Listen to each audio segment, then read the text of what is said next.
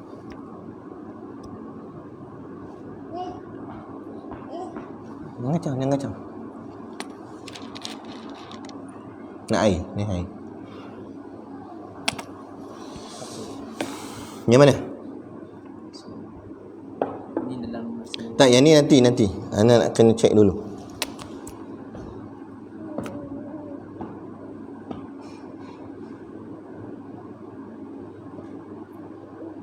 Yang dalam surau ni ada soalan.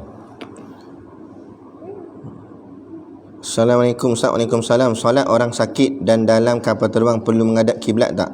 Ya, selagi mana dia boleh menghadap kiblat, wajib dia menghadap kiblat bagi takbiratul ihramnya.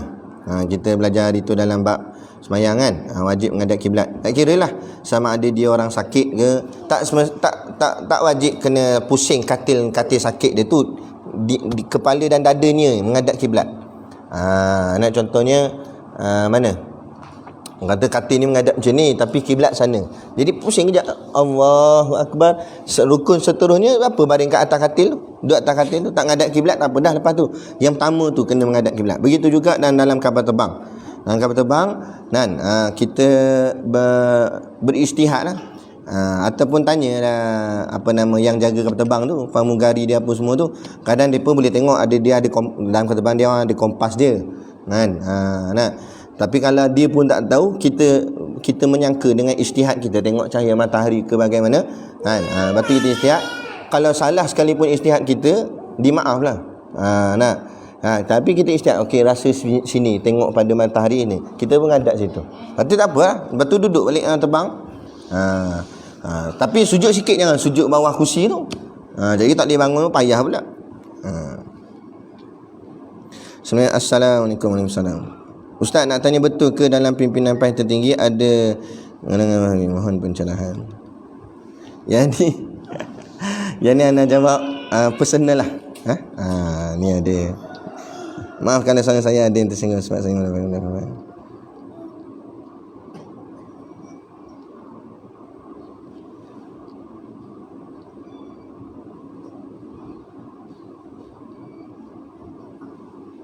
tak apalah, siapa-siapa kawan-kawan kita tanya, jangan kita pelekehkan. Sebab orang yang bertanya ni, walaupun soalan ni mungkin nampak bodoh dan sebagainya, tapi dia bertanya, dia dapat pahala lebih daripada orang lain. Ada dalam hadis sebut, bila dia bertanya, dia dapat pahala dia bertanya kan. Kemudian dia mendengar jawapan, dia dapat pahala. Dan dia memberi dengan sebab dia orang lain semua dapat faham sesuatu ilmu, dia dapat pahala lagi. Jadi 3 pahala dia boleh dapat. Ustaz, bagaimanakah nak selamat diri dan hati kita dari fitnah-fitnah akhir zaman ni yang memang berada di sekeliling kita? Ana ada tengok video kuliah ceramah daripada Habib Ali Zainal Abidin. Dia bacakan sepotong hadis tentang keadaan di akhir zaman, khususnya fitnah lah. Jadi begini, kita katanya Habib Ali, kita jangan ikut maupun jangan lawan. Kalau kita ikut, kita memang dah confirm terkena fitnah. Kita lawan pun mungkin kita tersilap dan sebagainya. Jadi takut-takut kita termasuk juga di dalam fitnah. Habis nak macam mana? Kita menyendirikan diri kita dengan kita fokuskan diri kita dengan agama. Dan ini dengan kepada Allah. Teruskan amalan-amalan ibadah yang kita boleh buat, yang kita mampu buat, teruskan mujahadahkan dengan tahali dan tajalli tu. Maknanya cuci dosa, teruskan istighfar dan kemudian tambah lagi amal ibadat yang kita mampu, sunat-sunatnya tambahkan, kuatkan diri kita, hubungan kita dengan Allah Taala. Andai katalah kita sempat di zaman yang dijanjikan itu, keluarnya Dajjal dan sebagainya, kalau hati kita sudah berpaut kuat dengan Allah Taala, maka Allah sayang kita, Allah kasih kita, Allah akan jaga kita daripada segala fitnah. Tak payah kata fitnah apa pun, fitnah Dajjal, bapa segala fitnah sekalipun, Allah akan lindungi kita, Allah akan jaga kita. Sebab apa? Sebab hubungan kita kuat dengan Allah.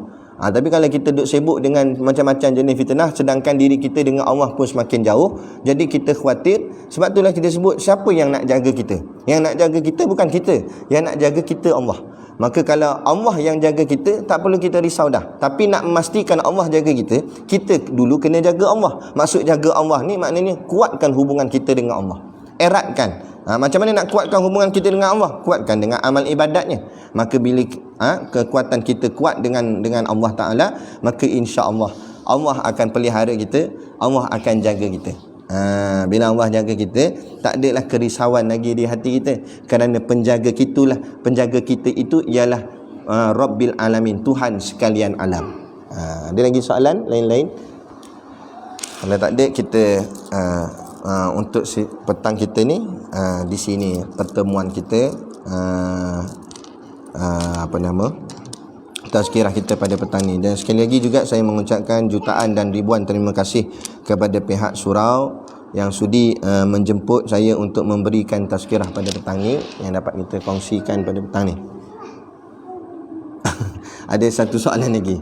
Dia tanya, salam Ustaz, salam Ustaz, agaknya bila pengambilan pelajar baru, buat masa ni kita hold dulu sebab masalah MCO, PKP, bukan setakat tu, ni masalah COVID pun sama. Jadi kita takut kalau ada apa-apa masalah, manalah tahu, bukan kita tuduh, tapi kalau ada orang di sana, yang luar sana, dia terkena COVID, lepas tu dia datang ke pondok tempat pengajian ni, takut nanti tersebar ke sini. Jadi buat masa ni kita hold dulu. So kalau ada ni, nanti kita promosikan lah kalau ada pembukaan sekolah untuk pengambilan pelajar baru dan sebagainya. Jadi kita, macam tadi yang saya sebut, kita kuatkan, eratkan hubungan kita dengan Allah. Tak apa, pertalian kita tetap berhubung dengan melalui kuliah-kuliah online je ni, dapat juga kita teruskan, tak ada masalah. Dan kita kuatkan dengan amal-amal ibadat, sama tambahan sembahyang sunatnya, zikir-zikirnya dan sebagainya. Moga-moga kita sama-sama tanpa henti teruskan berdoa pada Allah, moga-moga Allah mengangkat akan wabak ni. Nah, kalau tak angkat keseluruhan pun, paling tidak angkat pada kawasan kita, negara kita. Tak negara kita, negeri kita. Tak negeri kita, daerah kita. Tak daerah kita, kampung kita. Tak kampung kita, rumah kita. Tak rumah kita, keluarga kita. Tak keluarga kita, diri kita. Jadi teruskan berdoa, minta kepada Allah SWT. Ud'uni astajib lakum, kata Allah. Berdoalah kepadaku, nescaya aku nak perkenankan doa kamu. Jangan berputus asa daripada meminta kepada Allah SWT. Jadi cukup sekadar tu pada petang ni yang dapat kita kongsikan bersama. Saya mohon maaf sekiranya terkasar bahasa atau mengguris hati mana-mana pihak. Apapun yang baik datang daripada Allah, segala kesilapan dan kekurangan itu silap daripada diri saya sendiri dari segi adabnya. Adapun hakikatnya kullu min indillah, setiap sesuatu semuanya daripada Allah. Wabillahi taufiq wal hidayah. Assalamualaikum warahmatullahi wabarakatuh. A'udzu billahi minasyaitonir rajim. Bismillahirrahmanirrahim. Alhamdulillahirabbil alamin, wassalatu wassalamu ala asyrafil anbiya'i wal mursalin sayyidina Muhammad wa ala alihi washabihi ajmain.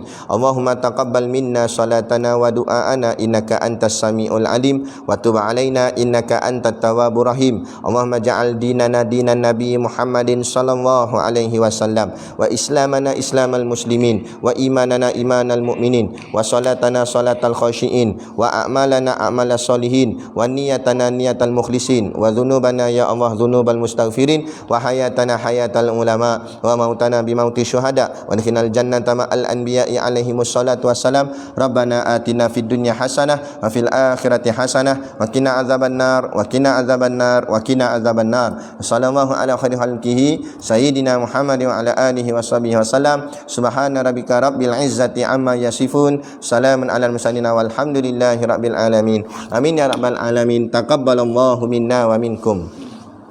Takbir.